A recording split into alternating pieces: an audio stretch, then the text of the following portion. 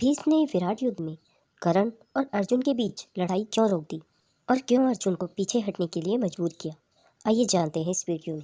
नमस्ते दोस्तों, स्वागत है आपका हमारे चैनल में। दोस्तों, आज बात करेंगे कि आखिर विराट युद्ध में भीष्म ने कर्ण और अर्जुन के बीच हस्तक्षेप क्यों किया और क्यों उनके बीच लड़ाई रोक दी थी और यहाँ तक कि अर्जुन को पीछे हटने के लिए भी मजबूर कर दिया। क्या है आखिर इसके पीछे की सच्चाई, आइए जानते हैं इस वीडियो में। दोस्तों, यह सच नहीं है, सच बल्कि यह है कि अकेले अर्जुन ने विराट युद्ध में भीष्म पितामह सहित पूरी कुरु सेना को परास्त कर दिया था। भीष्म अर्जुन को रोकने या उसे पीछे हटाने के लिए मजबूर करने में सक्षम नहीं थे, बल्कि अकेले अर्जुन ने मत्स्य राजकुमार उत्तर को सारथी बनाकर पूरी कुरु सेना को परास्त किया था, जिसमें भीष्म, द्रोणाचार्य, कृपाचार्य, दुर्योधन, दुशासन, अश्वत्थामा और अन्य सभी शामिल थे।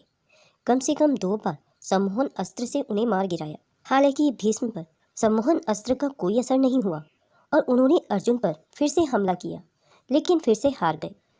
अर्जुन ने अकेले ही पूरी कुरु सेना के खिलाफ युद्ध किया। विराट में भीष्म खुद पूरी तरह से पराजित हो गए थे। भीष्म ने स्वयं कई बार विराट में पराजय स्वीकार की थी। भीष्म ने उत्तर दिया है, हे राधे, तुम कैसे बोल सकते हो? तुम्हें अपने कर्मों को याद करना चाहिए, जब पार्थ ने अकेले ही युद्ध में 6 रथियों को परास्त कर दिया था। यदि हम इस ब्राह्मण के कहे अनुसार कार्य नहीं करेंगे तो हम निश्चित ही रूप से युद्ध में मैदान में मारे जाएंगे और हमें धूल की खानी पड़ेगी।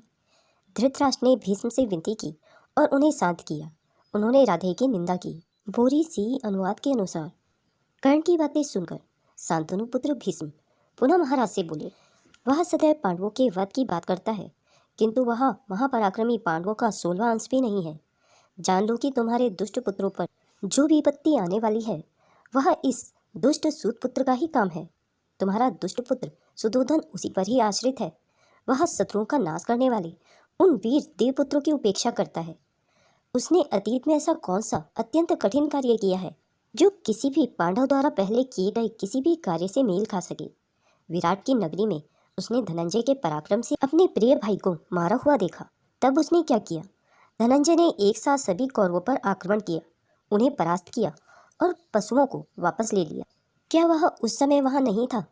गोदान के अभिमान में तुम्हारा पुत्र गंधर्वों द्वारा पकड़ लिया गया। सूत पुत्र अब बैल जैसा आचरण कर रहा है, तब वह कहाँ था? क्या उस समय गंधर्वों को पार्थ और भीम ने नहीं हराया था? हे भारतवंशी बैल, हे भाग्यवान, यह धर्म और अर्थ से हीन है और उसने सदैव बहुत से मिथ्या वचन कहे हैं।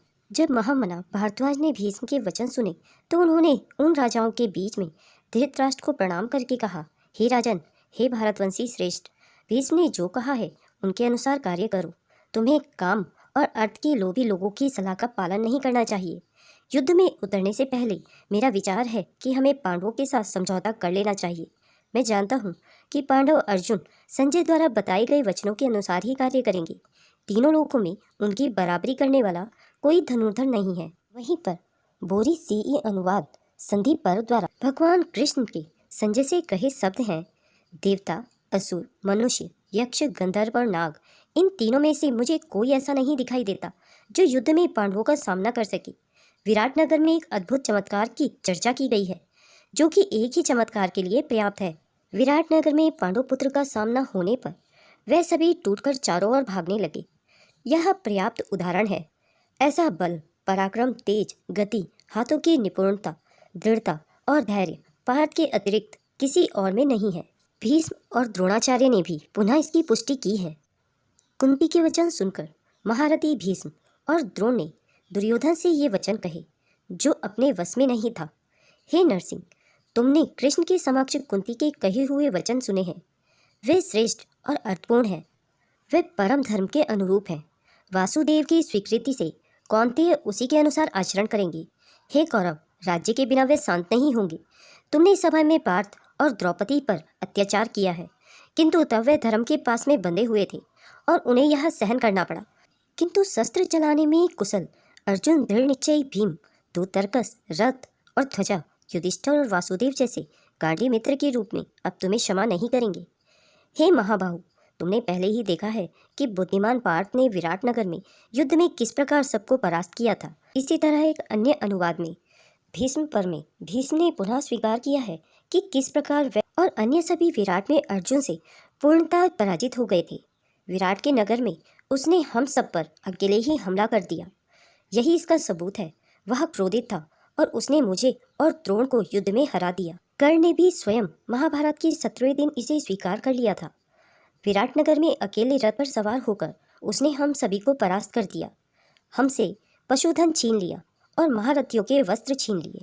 दोस्तों, इन सभी अनुवादों और परामर्शों से यह पता चलता है कि अकेले अर्जुन ने ही विराट में भीष्म सहित पूरी कुरु सेना को परास्त कर दिया था। भीष्म अर्जुन को रोकने या उसे पीछे हटाने के लिए मजबूर करने में सक्षम नहीं थे। यह बात सभी ने अपने अनुवादों में स्पष्ट रूप से कही है। दोस्तों, अगर यह वीडियो आपको पसंद आया हो तो इसे लाइक और शेयर करना ना भूलें। अगर आप मेरे चैनल में नए हैं और ऐसे ही रोचक तथ्य सुनना पसंद करते हैं तो मेरे चैनल को सब्सक्राइब करें। वीडियो को अंत तक देखने के लिए आप सभी का बहुत बहुत धन्यवाद।